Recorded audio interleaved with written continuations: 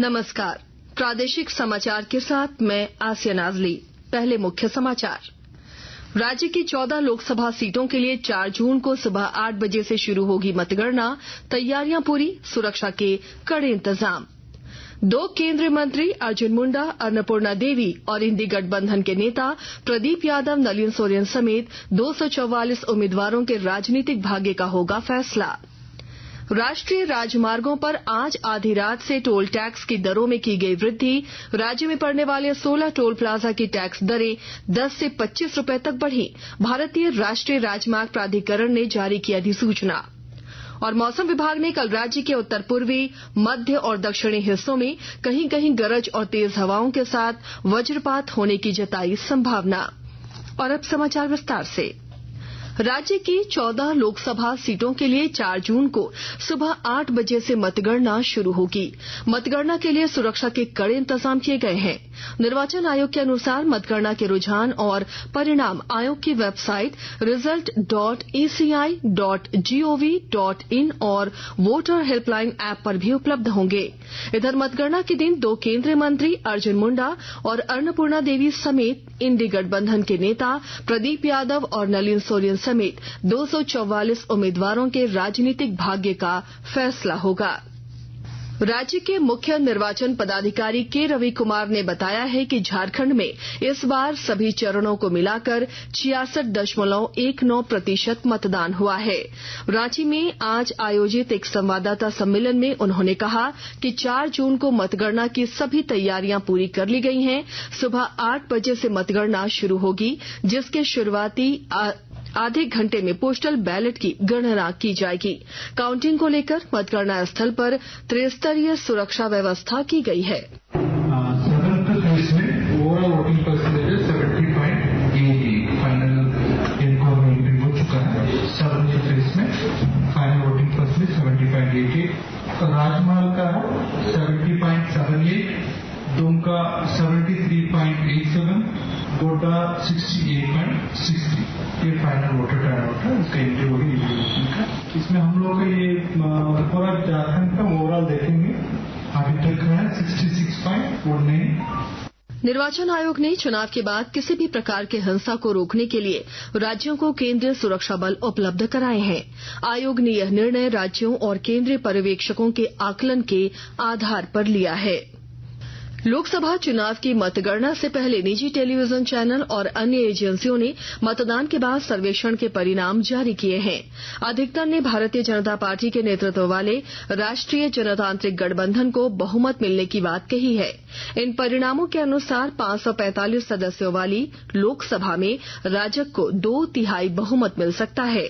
चुनाव विशेषज्ञों ने नरेंद्र मोदी के नेतृत्व वाले गठबंधन के 350 से अधिक सीटें जीतने का अनुमान व्यक्त किया है।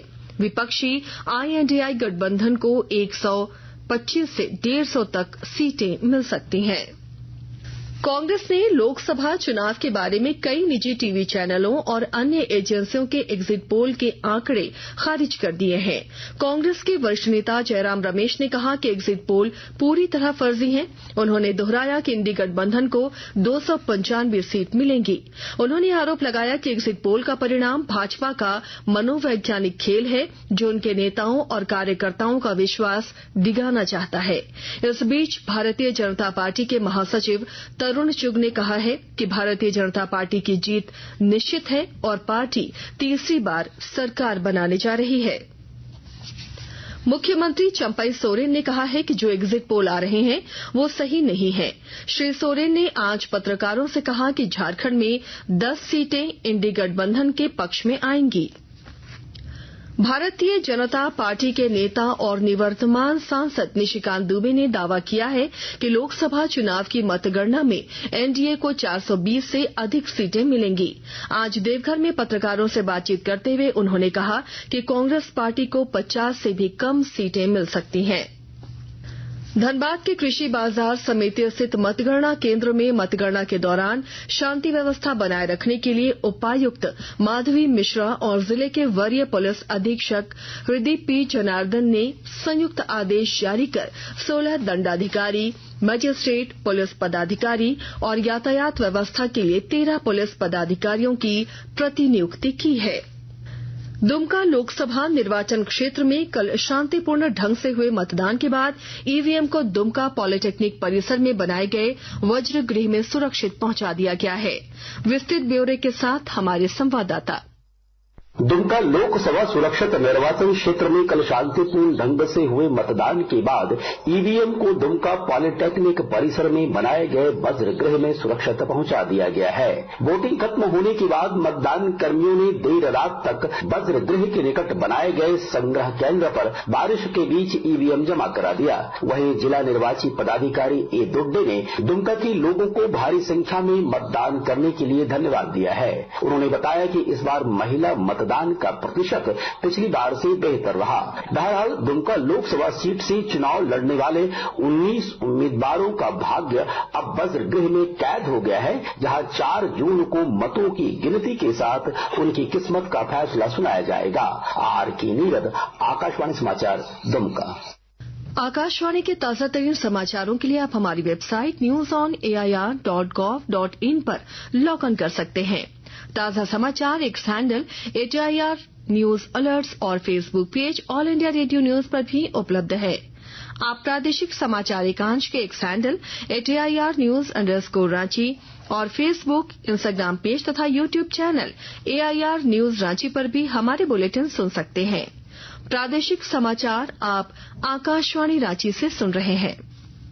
राज्य के राष्ट्रीय राजमार्गों पर आज आधी रात से टोल टैक्स की दरों में वृद्धि कर दी गई है। इसके तहत राज्य में पड़ने वाले 16 टोल प्लाजा की टैक्स दरों में 10 से 25 रुपए तक की वृद्धि हुई है। भारतीय राष्ट्रीय राजमार्ग प्राधिकरण NHAI के अनुसार अब NH-33 के ओरमांझी टोल प्लाजा से गुजरने वाले कार, जीप, वैन और हल्के वाहनों को सिंगल जर्नी पर 125 रुपए देने होंगे। वहीं उसी दिन वापस लौटने पर 190 रुपए का चार्ज लगेगा। इस तरह से व्यावसायिक वाहनों के लिए भी दरें बढ़ा दी गई हैं। प्रधानमंत्री ने आज देश में भीषण गर्मी की स्थिति की समीक्षा के लिए एक बैठक की। बैठक में प्रधानमंत्री ने निर्देश दिया कि आग से संबंधित घटनाओं से निपटने और उन्हें रोकने के लिए पर्याप्त अभ्यास नियमित तौर पर अवश्य किए जाने चाहिए। अग्नि जांच और अस्पतालों तथा अन्य सार्वजनिक स्थानों पर बिजली सुरक्षा की जांच नियमित तौर पर की जानी चाहिए। प्रधानमंत्री को जंगलों की आग के समय पर पहचान करने और इसके प्रबंधन से संबंधित पोर्टल वन अग्नि की उपयोगिता के बारे में भी जानकारी दी गई। मौसम विभाग ने कल राज्य के उत्तर पूर्वी, मध्य और दक्षिणी हिस्सों में कहीं कहीं गरज और तेज हवाओं के साथ वज्रपात होने की संभावना जताई है। रांची स्थित मौसम केंद्र के निदेशक अभिषेक आनंद ने बताया कि इन जगहों पर 30 से 40 किलोमीटर की रफ्तार से हवाएं चल सकती हैं। ऐसे में राजधानी रांची समेत रामगढ़, हजारीबाग, खूंटी, बोकारो, गुमला, सिमडेगा, देवघर, धनबाद, दुमका, गिरिडीह, गोड्डा, जामताड़ा, पाकुड़, साहिबगंज, सरायकेला खरसावां, पूर्वी और पश्चिमी सिंहभूम जिले में लोगों को गर्मी से राहत मिल सकती है। हालांकि मौसम विभाग के अनुसार 4 जून को गढ़वा, पलामू और चतरा जिलों में कहीं कहीं हीटवेव की स्थिति भी देखी जाएगी। अखिल भारतीय तकनीकी शिक्षा परिषद गुणवत्ता सुधार कार्यक्रमों के तहत कोर इंजीनियरिंग संकाय सदस्यों को प्रशिक्षित करने के लिए आर्टिफिशियल इंटेलिजेंस AI और डेटा विज्ञान के क्षेत्रों में अल्पकालिक पाठ्यक्रम शुरू कर रही है। बाजार में बढ़ती मांग को ध्यान में रखते हुए आर्टिफिशियल इंटेलिजेंस और डेटा साइंस एनालिटिक्स पर अधिक पाठ्यक्रम संचालित करने का प्रयास किया जा रहा है। रांची के रातू थाना क्षेत्र में आज बस की चपेट में आने से एक युवक की मौत हो गई, जबकि एक बच्चा घायल हो गया। दुर्घटना के बाद स्थानीय लोगों ने रांची डाल्टनगंज मार्ग NH-75 पर जाम लगा दिया, जिससे सड़क पर वाहनों की लंबी कतार लग गई। इधर रामगढ़ जिले के पतरातू रामगढ़ मुख्य मार्ग पर बीती रात हाईवा ने एक ऑटो को जोरदार टक्कर मार दी। इस भीषण सड़क हादसे में ऑटो पर सवार एक व्यक्ति की मौत हो गई, जबकि 2 अन्य लोग गंभीर रूप से घायल हो गए। घायलों को बेहतर इलाज के लिए रांची में भर्ती कराया गया है। घटना के बाद आक्रोशित ग्रामीणों ने बरकाकाना मुख्य मार्ग को जाम कर दिया। भारतीय दल ने कल एडिनबर्ग में US kids golf European championship में 3 जीत और अन्य शेष 5 में जगह बनाई। 3 विजेताओं में 13 वर्ष की आयु वर्ग की लड़कियों में अनन्या सूद, 7 वर्ष की आयु वर्ग के लड़कों में निहाल चीमा और 15 से 18 वर्ष की आयु वर्ग के लड़कों में मान्यवीर भादु शामिल हैं। और अब अंत में मुख्य समाचार एक बार फिर। राज्य की 14 लोकसभा सीटों के लिए 4 जून को सुबह 8 बजे से शुरू होगी मतगणना। तैयारियां पूरी, सुरक्षा के कड़े इंतजाम।